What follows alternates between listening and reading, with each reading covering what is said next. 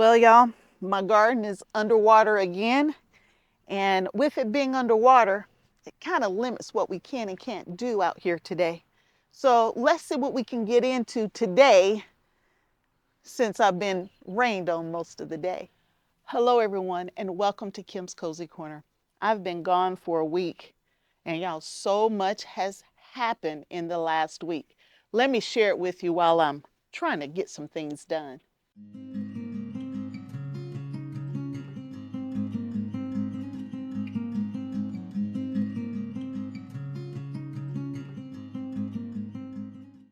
So in the last week, I've been gone traveling on business. And while I was gone, we had some really nice days of rain, which made my plants grow amazing. And then I couldn't get back home because my flight was canceled, and the flight was canceled because of storms. And then I wasn't going to get home for 48 more hours, but I was able to get home 24 hours later, getting home in the middle of the night. And yeah, so I finally got home, and I was going to get some work done this weekend. And I've had nonstop rain. As you see, I'm pouring these bins out. I've had nonstop rain basically since I've been home. And now it's Sunday. The weekend's over. And I've got nothing done outside. So I'm going to try to get a little bit done. And you can see it's still cloudy. And even though it's still cloudy, we're going to get out here and get some stuff done. Oh, yes. And guess what else happened? My hot water heater went up. So I have no hot water in the house whatsoever. And it's the weekend. And y'all know I'm not going to call a plumber on the weekend to replace a hot water heater. That's like twice the price for having emergency service. So I'm heating water on the stove anytime I need hot water in the home. And yeah, so it's just like one thing after the next. So no hot water in the house, but I got so much water out here that everything's drowning. And just think, a couple of weeks ago, all of this stuff was almost dead because it didn't get watered. Now the rain did some amazing things for my garden though. Whoo-wee, it is so nice. No bug damage whatsoever. Everything's looking pretty good up here. I got radishes that need to be harvested. Let me show you. I'm not harvesting today, y'all. It's just too wet, too rainy. Wanted to get out here and do stuff yesterday and I couldn't, but let me at least show you the radish. I did a short video talking about how I had been away for 2 days and I had been away for 5 days, and we got rain 2 of those 5 days, and I was just showing how the garden had flourished. And so I'm going to show you 3 pictures. I'm going to show you before I went away. I'm showing you the video that I did showing how the plants were doing. And now we're going to compare it to how they look right now. It's all radish. Right here, I have spinach. Right here, I am growing turnips. We move over to cabbage, and I have onion growing right here. And then over here on the end, I am growing cauliflower. Ooh-wee! Look at that cauliflower and those onions and that cabbage and turnip greens and spinach and radish. Boy, are my plants happy. So I've already showed you the others, and look at this. This is the radish that I showed in that short. Look how big it is now. That needs to be harvested.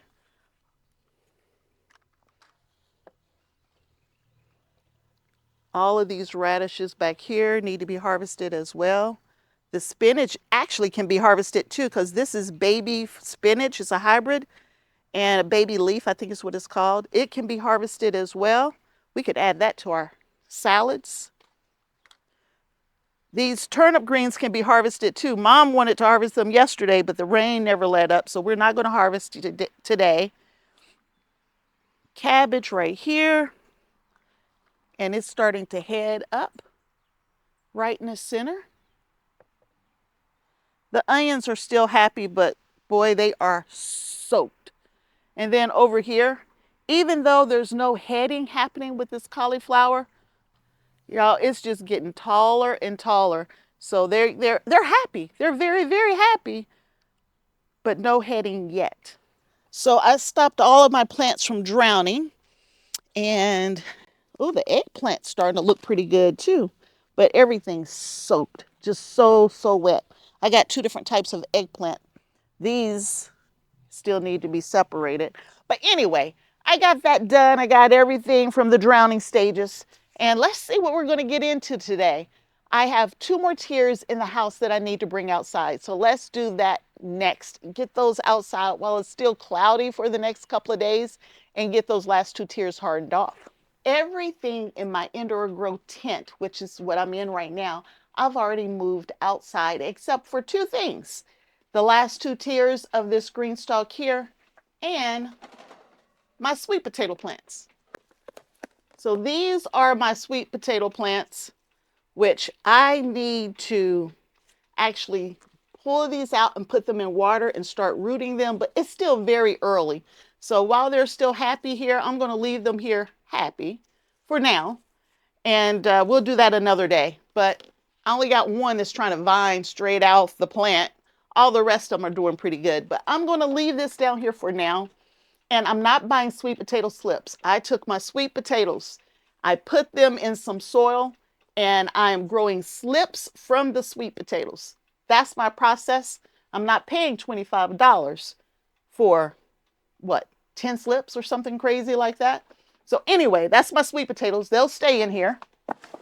But we're going to get these two tiers out. And when things didn't get watered for those couple of weeks, or not couple of weeks, that week I was gone, I just let things go. I just let it go. I'm letting it dry out. But y'all look, I got a red tomato on a dwarf plant in here. And it was growing. It's dead now, thanks to it not being watered.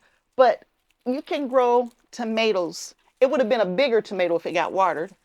Indoors, not just cherry tomatoes. You can grow full-size tomatoes indoors. So anyway, let's get this one outside. I'm saying hardening it off. I don't even think I need to harden it off. Everything's practically dead in here. Oh, there's a little lettuce. That lettuce isn't dead. And then there's a little more lettuce on the backside right here. But I think I lost the tomato plants. I know I lost them because I didn't water them. And if you don't water, they're going to die, right? Anyway, let's get these two tiers outside because it is time for us to start planting it up outside with other plants. So that's what we're going to work on now. And I don't know if you've noticed or not, but I start throwing everything in my grow room when it's not in use. Y'all, I got mushrooms growing in my grow room. How is that? There's a mushroom in my GreenStalk. Y'all, what kind of mushroom is that? It's yellow. I've never seen this kind of mushroom before. Anyway, there's a whole bunch of mushrooms growing back there in that pocket. That's interesting. I've never had that happen before. And I don't grow mushrooms, so it wasn't intentional. I don't know. It could be poisonous. I don't know. I'm gonna research it though because I've never seen a yellow mushroom. That's something different. Gives me something to play around with. But anyway, I got my stakes out. Let's get this upstairs. And turn off all of these lights and save some electricity.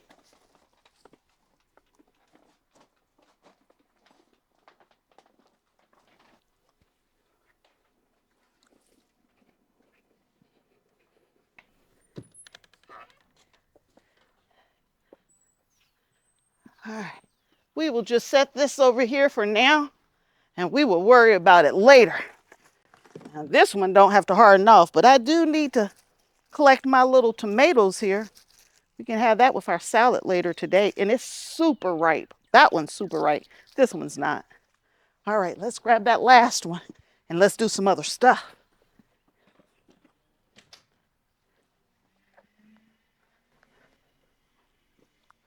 All right. Now I need to change my shoes because I got my good shoes on out here in this wet grass. I figured I'll take this opportunity to kind of show this space as well. I haven't been doing indoor garden videos because there's been no reason to, because I've done no indoor gardening. But yesterday, since it rained all day and I couldn't get outside, I went ahead and took down the hydroponic system that was right here. I cleaned it out and I put it away for the season because I have enough lettuce growing outside and spinach that I don't need that one running at this point in time. But this one right next to me here, y'all, is full of tomatoes. So since I was already harvesting tomatoes, I figured let's go ahead and grab these tomatoes up so I can show you just how many tomatoes are still coming indoors. And this thing hasn't stopped pumping out tomatoes since they started blooming and coming in. There are no cucumbers left on this one, but plenty of tomatoes. So let's get those harvested. These are red robin, and y'all, they are red. They're bigger than my unit. Oops, I picked a green one. And so I have them tied up with twine and everything else, y'all. But look how good they, I mean, perfectly red. Of course, no bug damage. I have the ones I had in the basement downstairs. They're outside hardening off, and they have tomatoes on them too. Now, this was not supposed to be a harvest video, as I'm dropping tomatoes everywhere. Look at that, y'all. Look at it. I mean, they are amazing. Let's see if I can find the one I dropped. It's gone forever. It'll be a dehydrated tomato before I find it. Anyway, let me try to keep harvesting. Oh yeah, and I also have, I'm sorry, I got tomatoes going everywhere. I have orange hat tomatoes, which I've never had an orange hat grow this tall, y'all, ever. This thing is massive. And orange hat are orange tomatoes. And I find that they split a little bit. Yeah, that one's gone too. I don't know where it went. Yep, that's another tomato gone. Anyway, the orange hat are blooming like crazy right up against this light, and I don't have a choice because the light, this is as high up as this unit will grow, so I can't really get it off the light. I think there was another type in here. I think it was micro toms. I don't like those. They didn't do well for me either, so no great loss. Y'all look at this little trellis of tomatoes. Oh, y'all, this is a lot of tomatoes. I didn't know it was that many back here. And they are super ripe. Super, super ripe. Look at that. And no splitting at all on the red robin. The only splitting I have is on the orange hat. So if you like your tomatoes to ripen on the vine, red robin is the way to go. If you don't want to have to harvest early, before they split. I think this is my biggest indoor harvest at any one time ever. And I still need to clean it up. Don't get me wrong. There's still a lot of cleanup that needs to happen on this unit because all the cucumber vines are still in here. That one's so heavy, it's falling. Y'all, it smells like summer. If you know what I mean when I say it smells like summer, put a comment in put a message in the comments or a thumb up or a heart or something if you know what I mean when I say it smells like summer. Because y'all, this plant smells like summer to me. Y'all, the cucumbers are done. I need to clean that up. That's not a job for today. And Mom just swept this floor. You can't tell it now because I've made a mess, y'all. But y'all, can y'all see those tomatoes? Can y'all see them? Oh my goodness. Beautiful, beautiful indoor tomatoes. And we will keep growing indoors on this unit as long as it pumps out tomatoes because some people can't have an outdoor garden. So if they can get a hydroponic system like this and have fresh tomatoes all year long, I want to be able to show them how you can do it, at least a way of doing that. And these red robins have been going a long time, y'all. I'm going to look back and see when I set this up with these tomatoes, and I'm going to put it right here on how long I've been growing tomatoes in this unit right here. I've never changed the tomatoes out. When I put them in, they've been in. All I did was make sure that it had plenty of water, and I have been watering for months. And it's May. I believe I put this in before Christmas. I could be wrong. I got to double check, but it's May. So they've been going a long time. So I'm going to tell you how long we've been eating tomatoes off of this hydroponic system. But anyway, those are the tomatoes. Y'all, I need to get back outside. So let me head that way next. Well, y'all, I had planned on working in the garden, trying to get a few things in like tomato plants and that kind of stuff. But y'all, it's wet. It's really, really wet. I don't think I need to be putting anything in the ground when it's this wet. Let me show you what I'm talking about. I don't know if you can tell, but I got all of my tomatoes laid out where I wanted to put them in the garden. And I put them out here Friday night thinking Saturday we would get all of them in all of the different locations. I even have some over here laid out right there because we're going to put them in this GreenStalk right here. But y'all, it's just too wet. Now, y'all, I got my galoshes on. I got my rubber boots. These are my, what are they called? High C. I got my high C boots on, y'all, and it's almost covering my shoe. And this is just underneath this bed here. You should never plant your plants when you got standing water in the garden.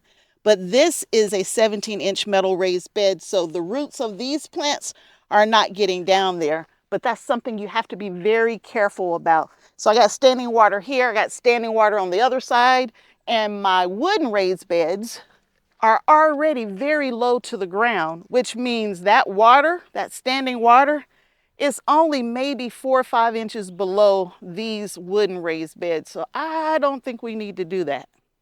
But y'all, look what the rain's done for my beans. Look at that. It's only been about a week, and all of these beans are coming up. I got the pole beans back there coming up. So, I mean, my garden is happy with the rain that it's getting. Everything's thriving. But I don't think I should be putting anything in the ground for at least a couple of days so I can let that water table go back down. I mean, we probably got 3 inches of rain between Friday night.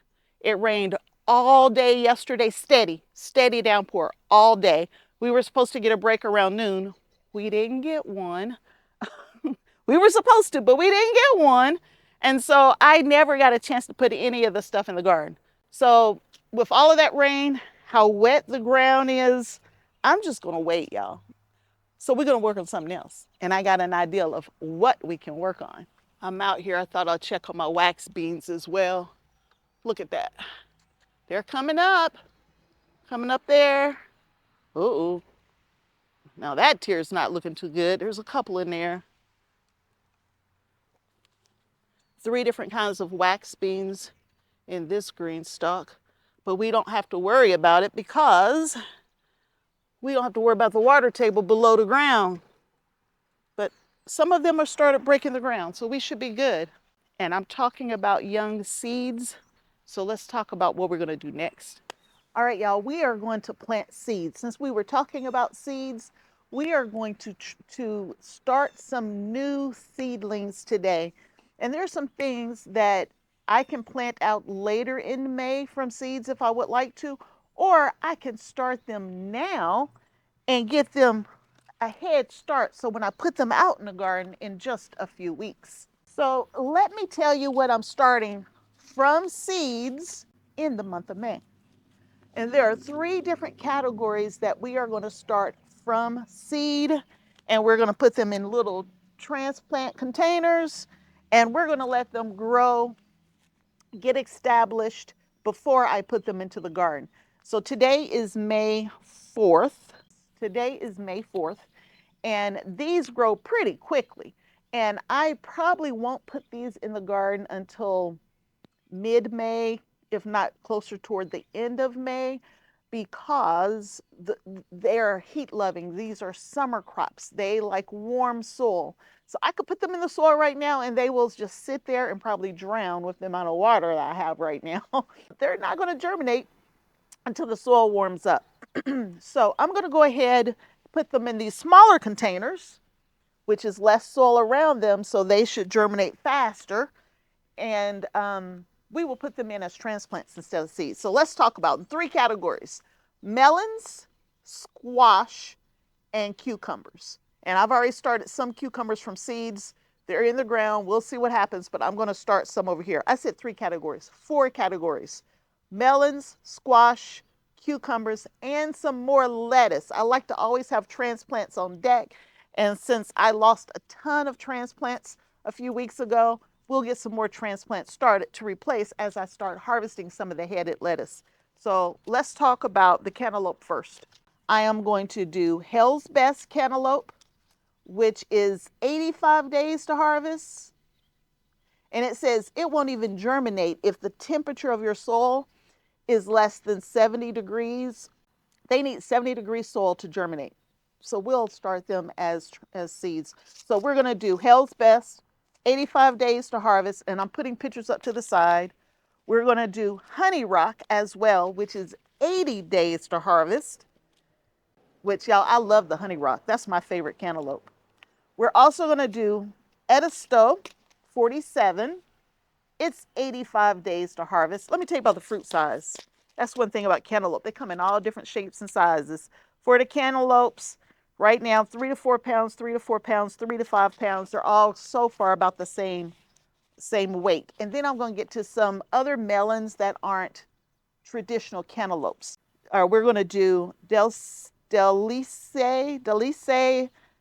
la Table. I don't know, y'all. Here's the picture of it right here.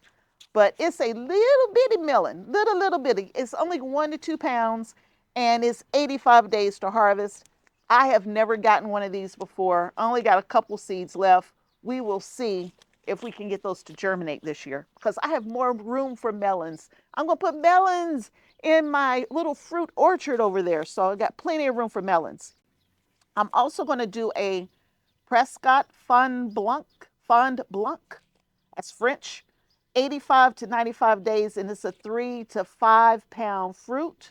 And then I'm going to do some honeydew. I got a green flesh and an orange flesh honeydew that I've never been able to get to germinate or to germinate, and then it dies before I can get a harvest. Now, the orange flesh honeydew is 75 to 110 days, and it's a 5 pound fruit. If I ever get one of these, ever, I would be so happy. But that's the orange flesh. The green flesh honeydew is 90 days to maturity, and it's 3 to 4 pounds. But y'all, if I can ever get either one of these honeydew to germinate and get a harvest, if just one, I would love it. I love it, love it. Fruit is the only place where I can't get that year's supply. And I want a year's supply of everything, so I don't have to go to the grocery store. Anyway, getting back to some other melons, I'm going to do a Noir des Carmes, yeah, whatever that is. I can't pronounce it. It looks to me kind of like a cantaloupe, but it has that green skin on it. It's 75 to 90 days to harvest. And y'all, it can get from 1.5 pounds up to 4 pounds. And then from a watermelon standpoint, y'all, I've never had good luck with watermelon. I just haven't. I think I've harvested 2 little watermelon ever in my garden, but I'm not going to give up. We're going to plant some sugar babies. Sugar babies are 75 days to harvest, and they can get between 8 and 12 pounds. So that's going to be my one watermelon I'm going to try. The next category is going to be squash. For the squash, I'm going to do a yellow summer squash. I'm going to do 2 different varieties. I'm going to do the saffron prolific straight neck, and then I'm going to do a crook neck as well. And that's the only 2 yellow squash that I'm going to do, or yellow summer squash. And then I'm going to do zucchini. Now, zucchini comes in many different colors and textures, I should say. So I'm going to do a golden zucchini. My mom loves it. She says she hates zucchini, but she likes that golden zucchini. I'm going to do the Ford Hook Cocozelle zucchini, which was my mom's favorite a couple of years ago. Cocozelle, I guess I'm saying it right. I'm going to do an Italian ribbed zucchini, which quickly replaced the other one as her favorite zucchini. It's similar to this last one I told you about, but slightly different and a little better taste as far as I'm concerned. And then I'm going to do 3 different types of scallops. I'm going to do a white scallop, which is a Native American favorite, but it's white scallop. And if I'm not mistaken, it's Cherokee. I'm also going to do a G Star, which is a green scallop from Johnny's. And then I have a yellow scallop as well from M.I. Gardner. But 3 different kinds, a green, a yellow, and a white scallop. And then I'm going to do a round squash. It's kind of like a zucchini tondo. Yep. I'm not even going to try to pronounce it, but there it is. And there's a better picture of it over there. We're going to do that one as well. And I actually love this one. I can eat like fresh eating. Just chop it up, slice it up, and dip it. It's delicious. And I'm going to do 3 winter squash this year because I have room to do it. Now, I'm not crazy about winter squash and pumpkins and that kind of stuff. I don't like the taste of like a pumpkin. There's an aftertaste that I just don't like. And because of that, I just don't eat them, the winter squash. But I have found a couple varieties that I do like. One of these varieties I heard is super sweet and silky smooth, but I haven't been able to grow it yet. And that's the Burgess Buttercup. And so we'll be growing that one. It looks so good, y'all. When I see people cooking it, it looks so good. But I've never had it. I don't know if I like it. So we're going to grow that one. I'm going to grow squash mashed potatoes. It's a white winter squash.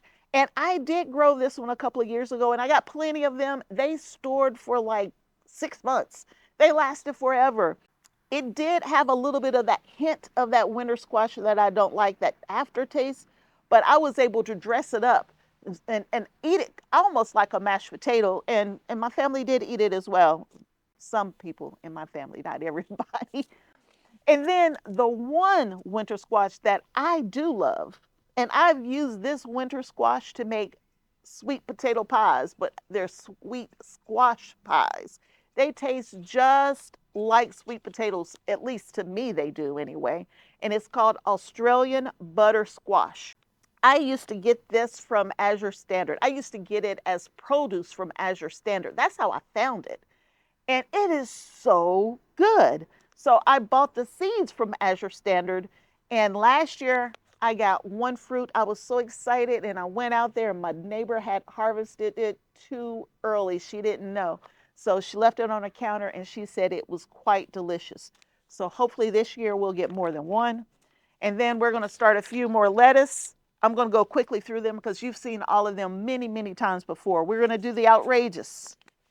We're going to do the Hanson Improved Crisp Head, which is an iceberg lettuce. We're going to do Butter Crunch. We're going to do Crisp Mint, which is the romaine lettuce. I think there's a couple seeds in there. For the cucumbers, I'm going to just plant a couple of plants of each one. Now, cucumbers are fast, y'all. Within a week, much more than 2 weeks, if I don't have them out of this little container and into the ground, they're just going to be too big. So we are going to do just a couple of each of these. We're going to do National Pickling Cucumber, which is a pickle cucumber. You use it for pickling. I like pickling cucumbers because I think they're more versatile. I think they're sweeter. I think the skins are not as tough as some of the slicing cucumbers. So I'll have more pickling cucumbers than anything else in the garden. But I am going to do a spring burpless. That's not a pickling cucumber, but it's a nice slicing cucumber. The skin's not too thick on it. I'm going to do a Wisconsin SMR, which is my absolute favorite pickling cucumber. And the vines don't get too long on this one, so we can put this one in the GreenStalk as well. I'm going to do the Silver Slicer, which is a white cucumber, which I love. It's super sweet, and it just stands out from all the other cucumbers in your garden. I'm going to put this Japanese one in. I can't pronounce it, but on the picture, it's right here. That thing got as long as my arm from my fingers to my elbow a couple years ago. And so I think I got 1 or 2 seeds left in there. My last one is the Boston pickling cucumber, which is just a standard pickling cucumber. So mostly pickling cucumbers just because they're more versatile. I can put them in my salad or I can pickle them. And the reason why you want to use pickling cucumbers when you're canning, they hold up better to the canning process, so they can keep that little crunch that you really like when you're canning. If you use a slicing cucumber, the flesh gets a little too soggy, in my mind, for the canning process. So those are the seeds I'm starting. I've already updated my seed journal to say that I'm starting those seeds today. I did that a few minutes ago, added it to the list in my seed starting journal. So I'll know exactly when I put it in the ground, because I'll forget. Let's get started, because guess what, y'all? It's getting chilly out here. On top of everything else, it's wet. Now it's getting cold. Not too cold for my plants. Let me be clear. It's not that cold, but it's just damp and wet. And when it's damp and wet like this, y'all, I don't want to be outside. I prefer to be inside doing something. So let me get these little trays filled up and get some seeds in them. And if you are starting seeds, just remember to follow the directions on your seed pack as far as how deep to plant them and all that kind of good stuff. And I'm going to bring you back when I'm done with this task, and I'll show you what I got done. I wanted to turn the camera back on just for a minute because there's a couple of things that I didn't talk about. So I'm using Happy Frog in these containers.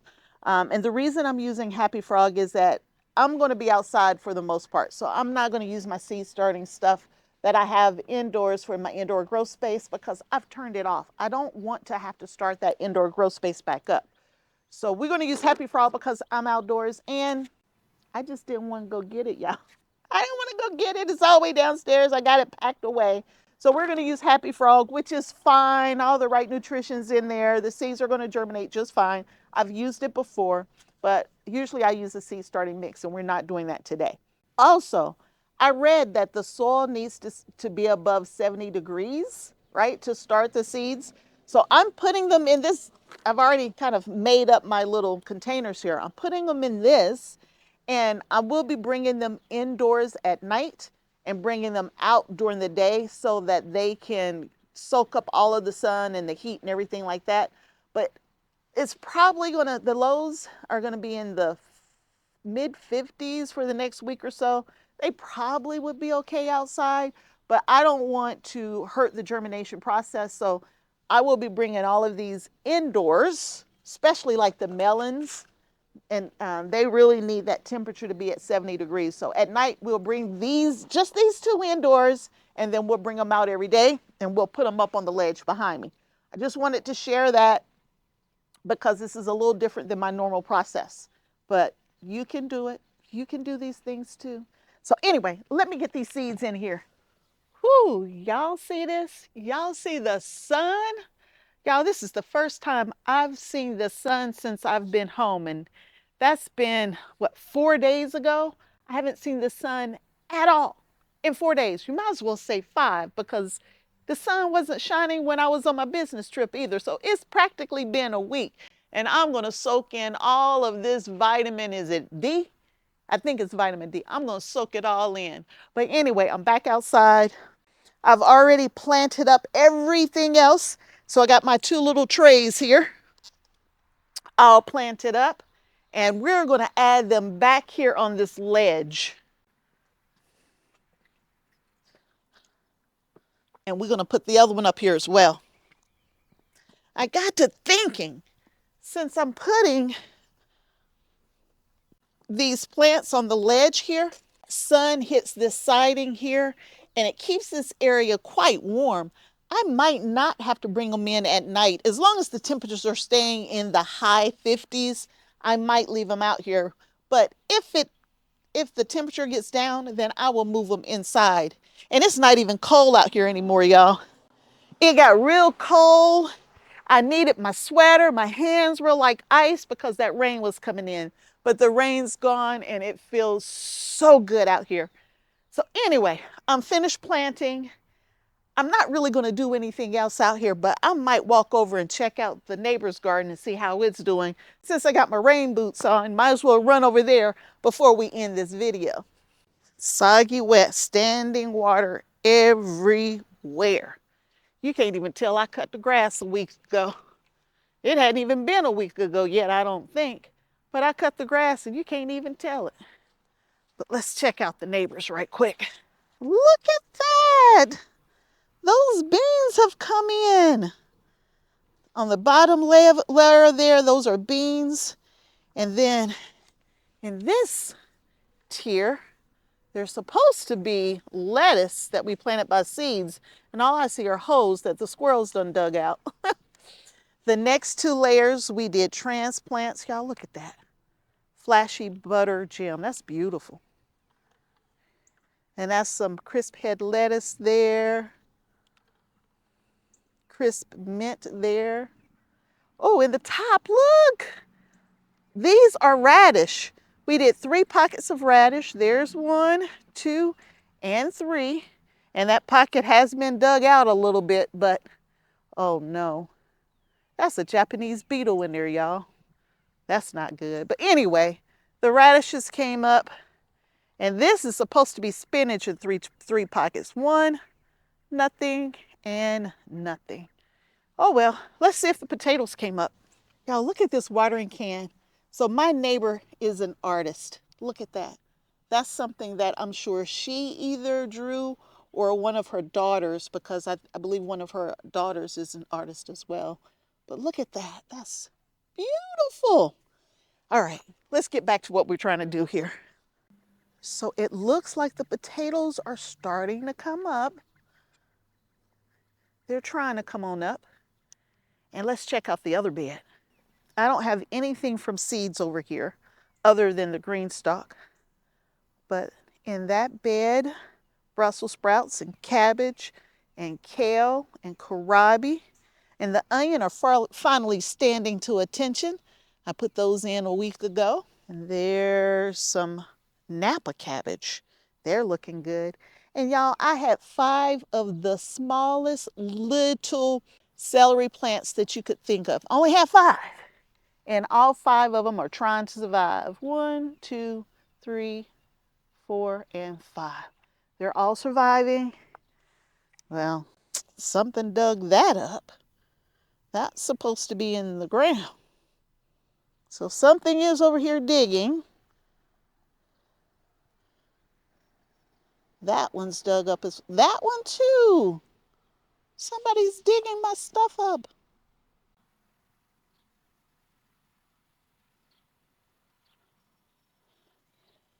Now I wasn't coming out here to work, y'all, but I'm working now. Gotta save the onion. Kim to the rescue. Save the onion. Y'all see how happy I get when I see the sun? You would have thought I've never seen the sun before. My neighbor has been growing spring onion in here probably for 5 or more years, where he just took little ends, the little white part that was left of his spring onion, and he planted it.